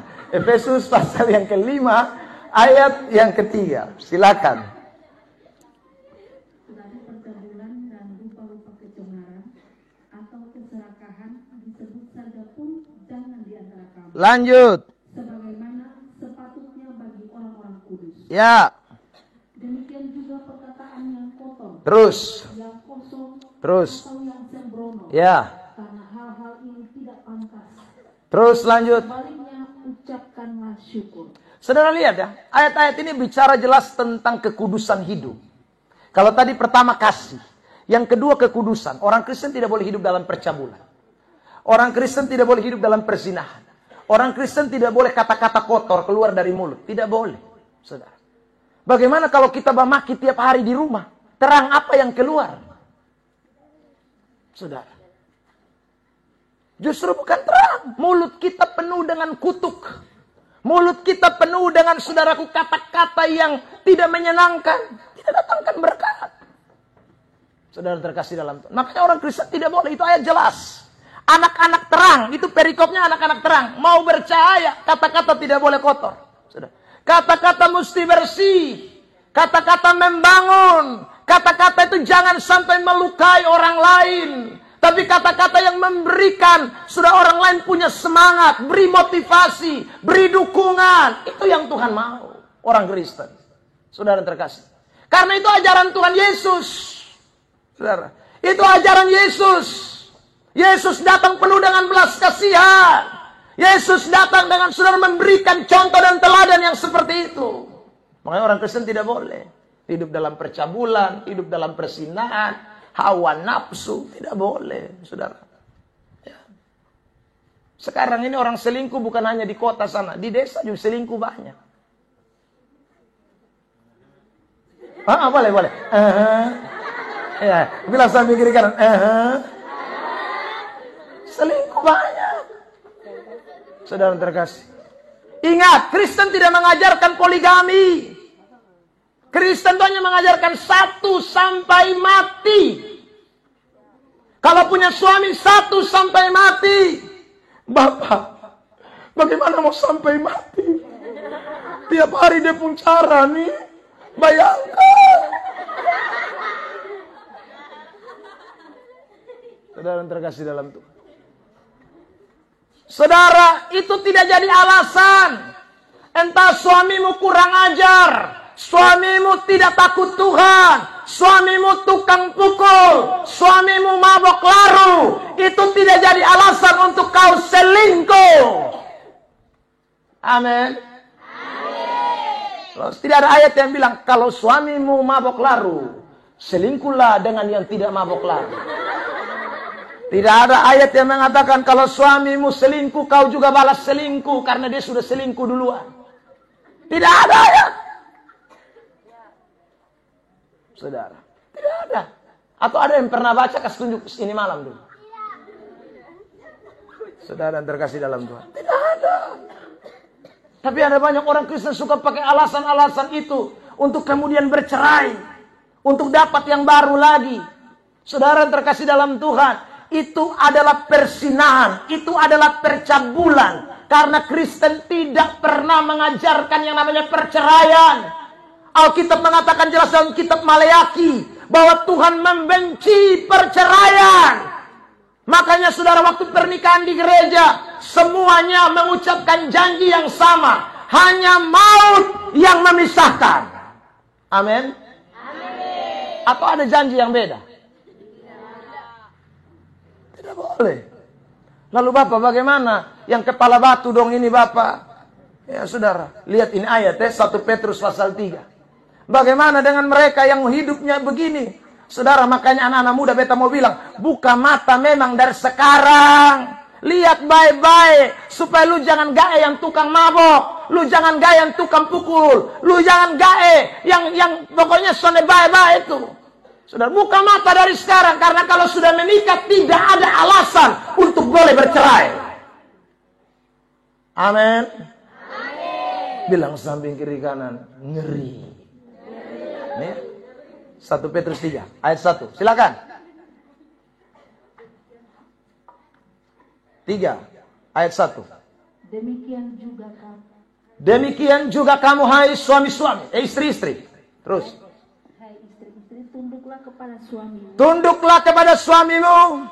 Supaya jika ada di antara mereka Supaya ada di antara mereka yang tidak takut Tuhan atau tidak taat kepada firman. Terus.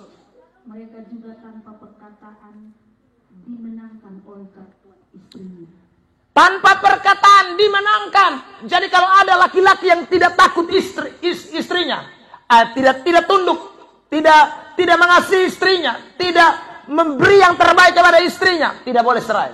Tidak boleh. Istri boleh hanya saudara memberi contoh sikap hidup. Biar dia pukul juga, malam masuk kamar berdoa. Tuhan tolong bepu laki. Beta minta ampun Tuhan. Jama dia pun hati. Dia tukang mabok. Kalau dia sumabok datang ini. Beta pun nama padahal Elizabeth. Ma dia panggil beta Lina. Kau Lina mana? Saudara. Berdoa buat dia. Amin. Berdoa, saudara. Saudara yang terkasih dalam Tuhan. Doa. Sikapmu, tingkah lakumu itu akan mengubahkan suamimu. Amin.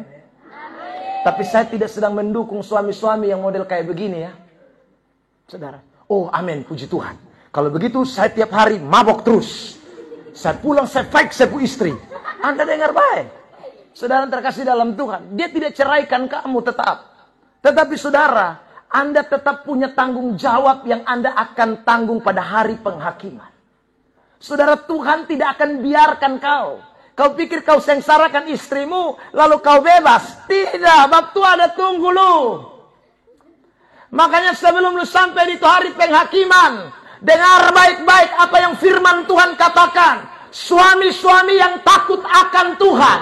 Mazmur 128 ayat itu mengatakan dengan jelas, istrinya akan seperti pokok anggur di sekeliling mejanya. Itu suami yang takut Tuhan. Tidak ada ayat yang mengatakan suami hantam istrimu sampai babak belur, kasih lepas tinggal di punyawa saja. Tidak ada. Saudara terkasih dalam Tuhan. Makanya hari ini saya mau sampaikan ini kebenaran. Ingat. Orang Kristen tidak boleh hidup dalam perzinahan. Tidak boleh hidup dalam percabulan. Tidak boleh hidup, saudaraku, di dalam yang namanya kata-kata kotor. Bertobat dari itu. Hidup mesti kudus. Karena Tuhan panggil kita untuk ada di dalam kekudusan. Beri tepuk tangan yang terbaik buat Tuhan Yesus Kristus. Saudara yang terkasih di dalam Tuhan. Itu yang Tuhan mau. Tapi saya ulang lagi. Kadangkala kita sudah bicara ini. Tetapi kalau kita tidak melihat bagaimana kita bisa melakukannya, itu menjadi susah. Makanya Paulus, di dalam Efesus pasal yang kelima tadi di awal saya sudah bilang. Dia tidak hanya bicara, saudara, ciri-ciri orang yang hidup sebagai anak-anak terang, yang bercahaya. Tetapi dia memberikan solusi. Ini loh, kalau kamu mau hidup sebagai anak-anak terang, ini yang harus kamu lakukan. Lihat ayat 14. Mari kita perhatikan. Ayat 14, 15. Silakan dibacakan.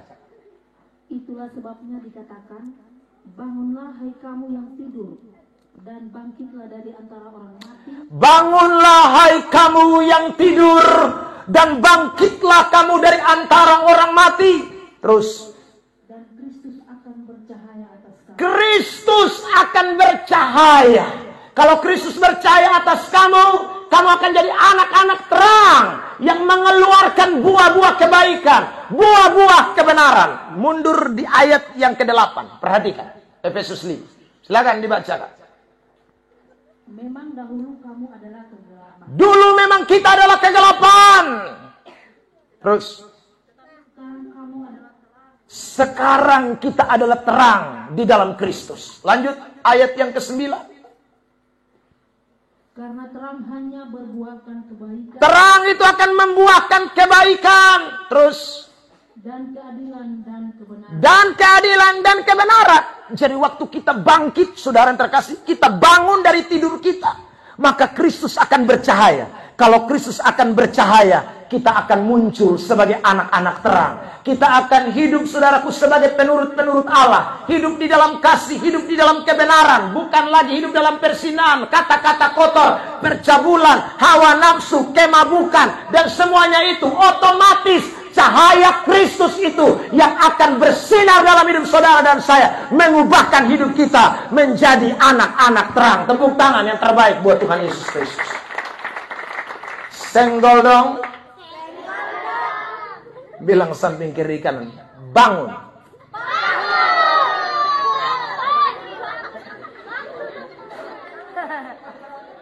Saudara, sekali lagi bilang bangun. Saudara, bangun.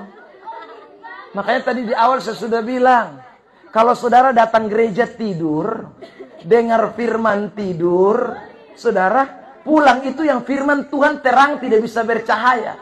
Makanya kita jadi gelap terus. Makanya yang setan dari tahun 2000 sampai ini hari masih setan. Yang saudara terkasih dalam Tuhan bersinar di tahun 2000 sampai ini hari masih bersinar terus. Yang saudara terkasih dalam hidup dalam percabulan dari tahun 2000 sekarang masih hidup terus dalam percabulan. Saudara terkasih dalam Tuhan yang pakai kata-kata kotor dari kecil tahun 80-an sampai ini hari saudara gereja sudah ditabiskan, dia masih kata-kata kotor terus. Kenapa? Karena Kristus tidak bercahaya dalam dirinya. Kenapa? Dia tidur. Bilang samping kiri kanan, Kalau bilang bangun. Bangun. Saudara, bangun. Kalau tidak bangun tidak bisa. Makanya saudara, jangan heran. Ada banyak orang Kristen tidak bisa hidup di dalam kebenaran. Ya karena memang rohaninya bobo. Rohaninya tidur terus. Tidak pernah dibangunkan. Saudara yang terkasih dalam Tuhan. Rohaninya tidak disegarkan. Bagaimana? Siapa yang bisa hidup di dalam kebenaran dengan kekuatan diri sendiri? Kita berusaha mengasihi orang dengan kita punya kekuatan sendiri. Kita runtuh kembali. Kita berusaha untuk bertahan supaya tidak kudus. Jaga. Tetap tidak akan mampu. Kita akan jatuh kembali. Tetapi kalau ada Kristus terangnya bercahaya dalam hidup saudara, tidak ada satu perkara pun yang mustahil. Karena dia Allah, dia Tuhan, dan dia berkuasa atas segala-galanya. Dia mampu mengalahkan maut. Itu berarti dia mampu menghapuskan semua dosa, kejahatan, pelanggaran, kesalahan yang ada dalam diri kita. Yesus mampu bereskan itu buat saudara dan saya. Amin. Kan saudara lihat, Paulus itu orang jahat. Paulus bukan orang baik. Paulus itu seorang pembunuh kelas kakap. Tapi saudara lihat, waktu terang itu bercahaya di dalam Kisah pasal 9. Dia sedang berjalan menuju ke Damsik di jalan yang disebut dengan jalan lurus. Begitu cahaya bersinar dari atas. Saudaraku yang terkasih dalam Tuhan. Lalu ada suara yang berkata, Saulus, Saulus, aku Yesus yang kau aniaya. Saudara, Saulus tidak lalu tidur saja. Dia bangkit berdiri. Dia bangun. Meskipun matanya rabun. Dia tidak bisa lihat apa-apa. Karena cahaya terang itu membuat dia matanya rusak. Saudara, tapi dengan tuntunan banyak orang. Dia dibawa ke seorang hamba Tuhan yang bernama Ananias. Lewat tumpangan tangan Ananias, Paulus mengalami matanya dibukakan. Rohaninya bangkit. Dia sadar, dia bertobat. Dia tinggalkan semua kejahatannya. Dan dia akhirnya dipakai menjadi seorang rasul yang luar biasa. Penulis Alkitab terbanyak yang hari ini kita baca suratannya hampir setiap minggu, hampir semua ibadat. Ada kurang lebih 13 kitab ditulis oleh seorang rasul Paulus. Siapa dia? Mantan penjahat, mantan pembunuh, mantan pembenci orang Kristen. Tapi cahaya Kristus mengubahkan hidupnya. Beri tepuk tangan terbaik buat Tuhan. Bilang samping kiri kanan, bagi kamu mustahil, bagi Tuhan tidak mustahil. Amin. Saudara yang terkasih dalam Tuhan, makanya itu penting sekali hidup ini. Kristus ada di dalam kita. Tanpa Kristus tidak ada arti. Saudara, bangun dari tidur saudara. Bangun dari sudah kematian saudara dan saya. Terima Kristus itu dalam hidup kita. Biarkan Kristus bercahaya. Kalau Kristus bercahaya, kegelapan akan sirna. Kalau Kristus bercahaya, kegelapan tidak bertahan. Karena di mana ada Kristus, di mana ada terang, di sana kegelapan akan berlalu. Beri tepuk tangan yang terbaik buat Tuhan Yesus Kristus. Yang malam ini rindu Kristus bercahaya, boleh angkat tangannya. Amin. Kalau semua rindu, tema ini akan terlaksana. Hidupmu bercahaya dalam memuliakan Tuhan. Pasti, saya yakin, saudara. Saya yakin, waktu saudara buat ini tema, betul-betul visi Tuhan itu masuk di dalam hidup saudara. Ya. Saudara terkasih dalam Tuhan, negeri ini akan betul-betul menjadi negeri yang menjadi berkat. Saudara, karena saudara mulai melihat Kristus bekerja di dalam hidup saudara. Saudara terkasih dalam Tuhan. Tapi kalau Kristus tidak bercahaya, maka usaha apapun, saya ulang, tidak akan pernah mampu. Akan gagal. Akan gagal. Saudara yang terkasih dalam Tuhan. Lihat ayat yang ke-18 dari Efesus 5. Saudara lihat, Efesus 5 ayat 18. Silakan lanjut. Efesus 5:18. Dan janganlah kamu mabuk oleh anggur. Karena anggur menimbulkan hawa nafsu. Karena anggur itu menimbulkan hawa nafsu. Terus. Tetapi hendaklah kamu penuh dengan roh. Tetapi hendaklah kamu penuh dengan roh. Dan berkata-katalah seorang kepada yang lain. Dan berkata-katalah seorang kepada yang lain. Dalam mazmur puji-pujian, kidung rohani, dan saudara selalu mengucap syukur. Saudara lihat ya. Apa maksud ayat ini? Saudara, ada sebuah kontras yang dibuat di dalam teks ini. Antara mabuk anggur dengan penuh Roh Kudus. Kenapa? Karena saudara, orang mabuk anggur itu menunjukkan ciri tertentu. Maka orang penuh Roh Kudus itu juga akan menunjukkan ciri tertentu. Saudara terkasih dalam Tuhan. Jadi kalau orang mabuk anggur dia jalannya begini. Saudara. Maka orang penuh Roh Kudus itu juga memberi ciri. Tapi saudara terkasih dalam Tuhan, ciri apakah orang penuh Roh Kudus? Saudara, dalam ayat itu kita tidak menemukan bahwa orang penuh Roh Kudus itu bergetar-getar. Saudara. Bapak punya di sebelah. Iya. Iya. Saudara yang terkasih dalam Tuhan. Orang penuh Roh Kudus itu bukan yang bergetar-getar.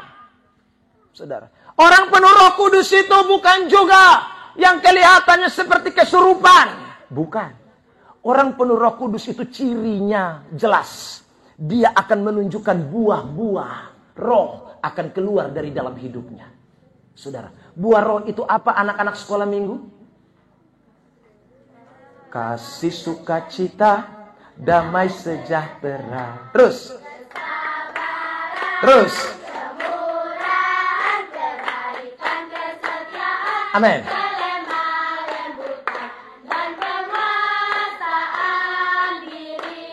Itu buah roh. Amin. Iya. Kenapa saudara? Ada orang gemetar-gemetar. Tetapi saudara terkasih dalam Tuhan pulang. Buah roh tidak ada. Bakalai tetap. Benci orang tetap. Saudara. Itu bukan penuh Roh Kudus. Penuh Roh Kudus itu kalau orang itu memberi buah dalam hidupnya. Kasih, sukacita, damai sejahtera. Penguasaan diri, kelemah lembutan ada dalam diri orang itu. Itu artinya orang itu dipimpin oleh Roh Kudus. Amin. Nah saudara, karena itu saudara terkasih dalam Tuhan, Tuhan beri kepada kita Roh Kudus. Karena kalau ada Roh Kudus, hidup kita akan berbuah. Kalau ada Kristus, Rohnya di dalam hidup saudara dan saya, hidup pasti berbuah. Jadi saudara, kalau buah itu belum keluar dari dalam hidup saudara dan saya, itu tandanya sebenarnya Roh Kudus belum memimpin hidup kita. Sebab kalau Roh Kudus pimpin orang, dia akan membawa saudara dan saya melihat buah-buah roh itu. Seperti anak sekolah minggu tadi menyanyi. Itu pasti. Saudara yang terkasih dalam Tuhan. Tidak mungkin tidak. Nah kalau buah roh itu keluar, maka saudara sekali lagi, buah kebaikan, buah kelemah lembutan, buah kasih, buah sukacita, buah damai sejahtera. Ini semua buah penguasaan diri. Itu semua saudaraku adalah buah yang Yesus tunjukkan. Jadi orang akan lihat, orang akan perhatikan. Kok bisa dia? Dulu dia ini penjahat. Dulu dia ini tukang marah-marah. Sedikit-sedikit emosi. Sedikit-sedikit pukul orang. Sedikit-sedikit bikin kerusuhan. Bikin kacau di dalam gereja. Provokasi. Ini itu.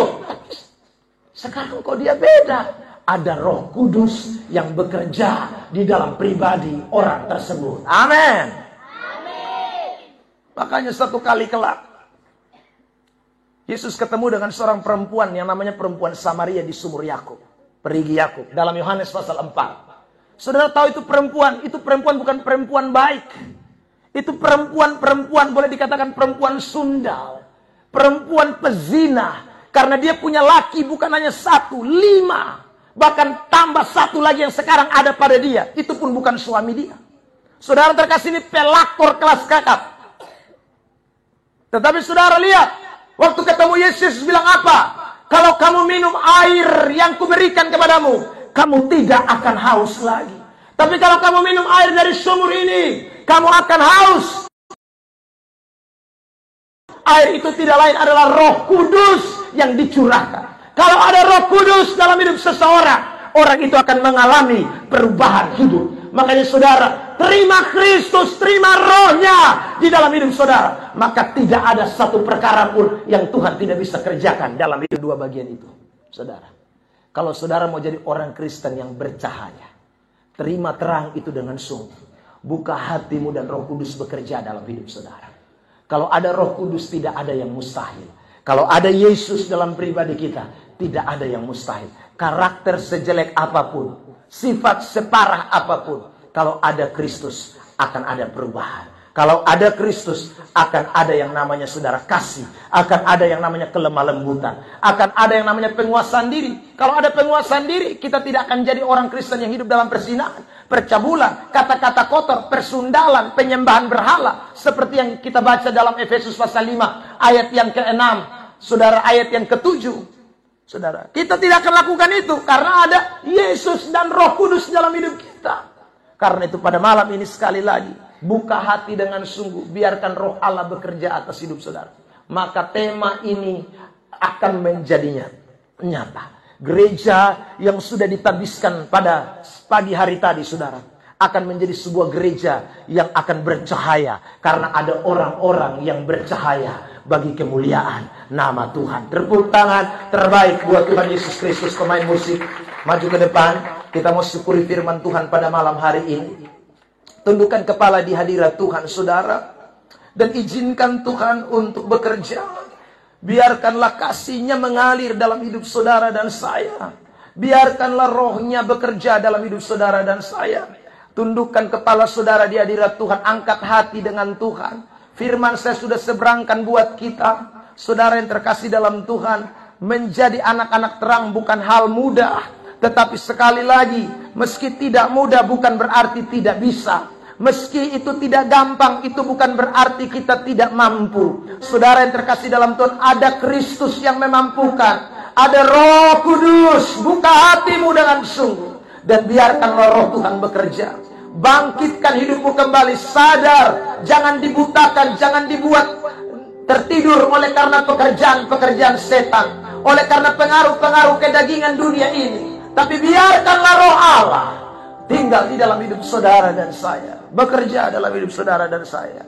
Terima kasih Tuhan. Terima kasih Roh Kudus. Haleluya. Ku buka hati untuk jamaah bersama.